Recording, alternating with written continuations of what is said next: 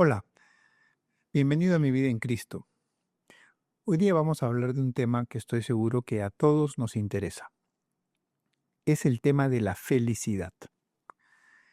Y me propuse hablar de este tema porque el último domingo en misa, el Evangelio fue el Evangelio que narra el pasaje de Jesús la enseñanza de Jesús en el monte, en el capítulo 5 del Evangelio de Mateo, y específicamente ese pasaje donde se recogen las bienaventuranzas que Jesús enseña ahí. Para muchos este texto es como la descripción de lo que debe ser un cristiano, como una especie de carta de presentación del cristiano, ¿no? Y sí, tiene mucho de eso, porque ahí Jesús describe una serie de actitudes, de formas de ser, de virtudes, de disposiciones interiores permanentes que nos van a llevar a eso que él llama la dicha, la felicidad, algunos la bienaventuranza. Son distintas traducciones: dichosos los pobres del espíritu, dichosos o bienaventurados los que lloran, o incluso algunas traducciones al español dicen directamente felices los limpios de corazón, los misericordiosos, etc. Entonces, ¿por qué distintas traducciones? Claro, todas remiten a un texto original en el cual fue escrito el Evangelio de Mateo. No vamos a entrar acá en complicaciones de la historia crítica del texto, pero sí decir que hubo un texto base de griego y el término que se encuentra detrás de estas distintas traducciones, dichoso, feliz, bienaventurado, es un término griego que se dice makarios, en plural dichosos, makarioi, y es un término griego, ¿no? Y claro, en la época de Jesús, el griego, fruto de las conquistas de Alejandro Magno, se había difundido en toda la región de Palestina y era un lenguaje que muchos hablaban y muchos dicen que incluso era la lengua franca en esa época, y por eso los textos del Nuevo Testamento se escriben en griego. Como un texto griego, perdón, como un término griego, este término porta una carga semántica. Entonces es interesante remitirse un poquito y ver cuál es el significado de este texto en el griego clásico, es decir, el griego que se hablaba en la península griega, en Atenas, en las ciudades griegas de ese entonces, antes de Cristo, y qué sentido le daban a ese término, porque la carga semántica que porta esta palabra proviene de ahí. Lo más antiguo, el estado, digamos, el significado original de este término, según los estudiosos que he podido revisar, se usaba exclusivamente o casi exclusivamente para describir un estado propio de los dioses.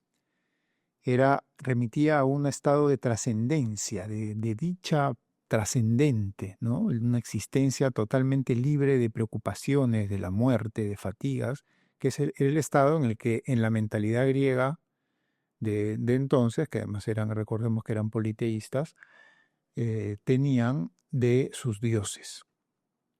Con el tiempo este término, como que entre comillas, baja a la esfera humana y se aplicó en la connotación social de la época a la aristocracia. ¿Por qué? Porque la aristocracia era la única que podía gozar de aquellos atributos que para la mentalidad de ese momento debía tener un hombre dichoso, un hombre feliz, un Macarios, que era la riqueza, el poder, la buena fama, una vida libre de preocupaciones cotidianas, hijos sanos, etc.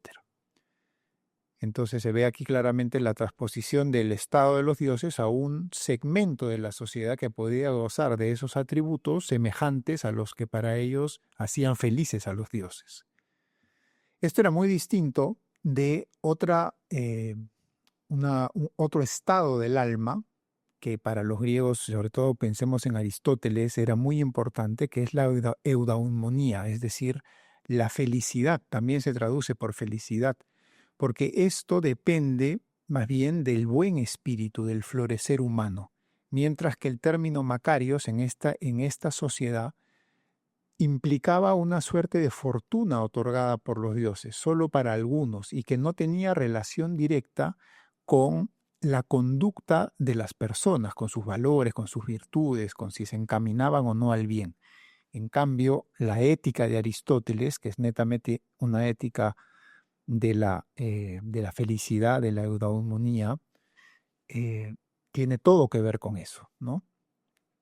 Entonces, con ese contexto, eh, en el mundo griego clásico, un pobre, un hambriento, alguien que llora, alguien que es perseguido, que no puede acceder a la justicia, está muy lejos de ser considerado un Macarios, un dichoso, un Macario, un dichoso, una persona feliz, bienaventurada.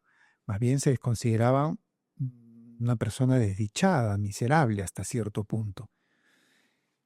En este contexto, entonces, el término que Jesús usa podríamos decir que es culturalmente subversivo, porque como que cambia la mentalidad de dónde pensaban los habitantes de Palestina de ese tiempo, que muchos, como digo, tenían una mentalidad griega, dónde radicaba o dónde se encontraba el origen de la felicidad. Y la felicidad, como hemos podido escuchar en el Evangelio de las Bienaventuranzas, y el que no lo haya escuchado, si lo quiere leer, está en el capítulo 5 de Mateo, al inicio del capítulo 5, para Jesús, la bienaventuranza es un estado,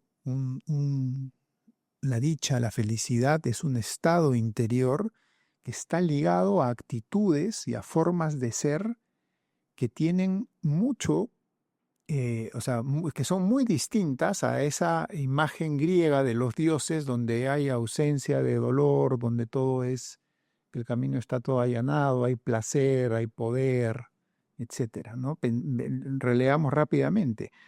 Felices, dichosos, macarios, los pobres en espíritu, los que lloran, los humildes, los mansos, los que tienen hambre y sed de justicia, los misericordiosos, los de corazón limpio, los que trabajan por la paz, los que son perseguidos por causa de la justicia.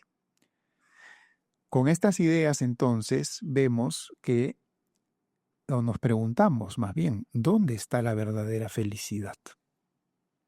¿La felicidad es un objetivo en la vida o es consecuencia de nosotros poner y seguir un objetivo que nos lleva al bien, que nos lleva a vivir determinadas disposiciones interiores y fruto de eso alcanzamos un estado de dicha, de bienaventuranza?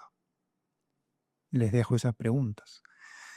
Siguiendo con las comparaciones con el término, también es muy interesante ver qué otros lugares en la Sagrada Escritura se usa este término. Y hay uno en particular que quiero comentar para no extenderme mucho, del Antiguo Testamento, que me parece sumamente iluminador. Ustedes saben que el Antiguo Testamento está compuesto por 46 libros y es una colección de libros, ¿no? Que es propiamente lo que significa Biblia. Y la gran mayoría de esos textos se piensa que fueron compuestos, escritos en un primer momento en lengua hebrea. Pero en el siglo III antes de Cristo, lo que hasta ese momento existía se tradujo todo al griego en Alejandría y eso dio origen a una versión griega del Antiguo Testamento. Y aquí es muy interesante ver qué términos griegos utilizaron los traductores de ese momento en Alejandría, lo que hoy día es Egipto, para traducir del hebreo. Entonces, el Salmo primero, que nosotros en español conocemos, el inicio del Salmo primero, que dice, feliz el hombre que no sigue el consejo de los impíos, etcétera, etcétera. Ese primer término, feliz, o también algunas traducciones dicen bienaventurado, en el griego del Antiguo Testamento es el mismo término que usa Jesús, Macarios. Y es el término que escogen los traductores para poner en lengua griega una palabra hebrea que es ashrei. Esta palabra es una exclamación, en hebreo es una exclamación de dicha. No se distingue en hebreo de lo que es propiamente la bendición. Es decir, no es una persona bendecida, sino es una persona que vive un estado de felicidad espiritual, de bienestar espiritual, a causa de una serie de cosas. Y el Salmo primero las va a explicar muy bien. Los invito a los que no hayan leído o no tengan presente el Salmo que lo lean, porque es muy iluminador. Entonces vemos que hay una, y este texto probablemente se escribió en la misma época en la cual en Grecia, como decíamos al inicio, se usaba el término Macarios para hablar primero de este estado de los dioses y luego de la aristocracia que estaba libre pues de cualquier dolor, sufrimiento, que estaban entregados a todo tipo de placeres y gozaban de todas los placeres de la vida, ¿no? Entonces, estas similitudes o contrastes del término ya nos dan una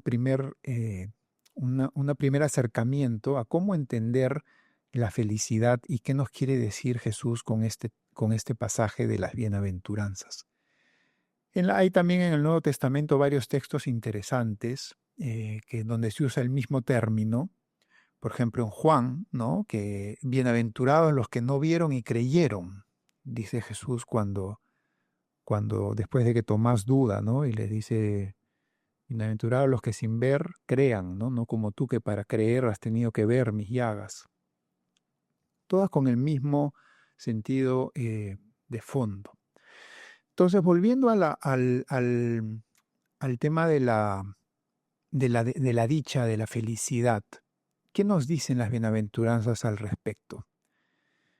Jesús, como decía, nos da un mensaje que es revolucionario, porque en su época y también hoy día, porque que si somos sinceros, muchas veces vivimos nuestra vida y muchas cosas alrededor nuestro, en nuestra cultura, nos llevan o casi que nos empujan, nos bombardean a pensar que la felicidad es ausencia de problemas, que la felicidad es tener todo lo que uno quiera tener, comprarse todo lo que uno quiera comprar, que la felicidad también es el éxito, la fama, ser un profesional súper reconocido, tener muchísimo dinero. Y son cosas que no necesariamente están mal, ser un buen profesional, tener, qué sé yo, muchos títulos universitarios o lograr muchas cosas en la vida, pero ¿ahí está la felicidad? Si fuera así, no veríamos muchas cosas de las que pasan.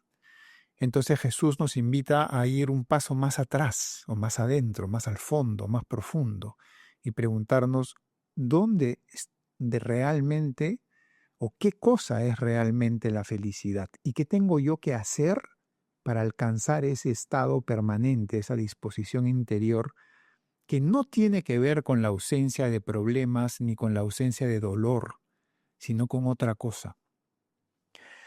Las bienaventuranzas, pienso que de alguna manera el horizonte que nos pintan, y como decía al inicio, si es la carta de identidad del cristiano, nos invitan a vivir la vida y a tener actitudes interiores, virtudes interiores y que se manifiestan en la acción, que nos asemejan a Cristo mismo. Y eso será lo que nos permitirá, en el lenguaje de las bienaventuranzas, alcanzar el reino de los cielos, ser consolados, heredar la tierra, ser saciados, alcanzar misericordia, ver a Dios, ser llamados hijos de Dios. Ahora, ¿cómo vivió Cristo? ¿Qué actitudes me enseña Cristo en el Evangelio que son las que yo tengo que vivir para poder ser dichoso, bienaventurado? Bueno, y de eso va la vida cristiana. Eso es lo que año a año nosotros, o la iglesia, perdón, va proponiéndonos en los domingos de lo que se llama el tiempo ordinario. Es un nombre terrible porque a todos, bueno, por lo menos a mí me suena ordinario a como común, cotidiano, medio chusco incluso. Pero no, lo que significa el tiempo ordinario es la exposición ordenada del misterio de Cristo que nos cuentan los evangelios. Por eso cada año se van repitiendo cíclicamente los evangelios sinópticos, Mateo, Marcos, Lucas, ¿no? Después de 3 años volvemos a Mateo, luego Marcos, luego Lucas, así. Nos van contando ordenadamente la secuencia de la vida, hechos y dichos de Jesús para que escuchándolo, interiorizándolo, digamos, ok, yo quiero ser dichoso, tengo que vivir como Él, tengo que vivir, tener sus actitudes, tener sus disposiciones interiores.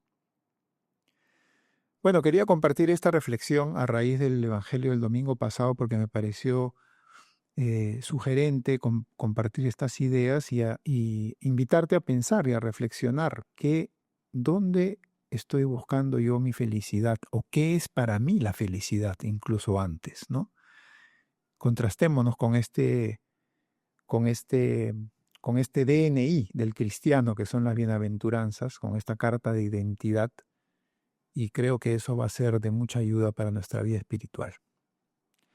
Gracias por llegar hasta acá.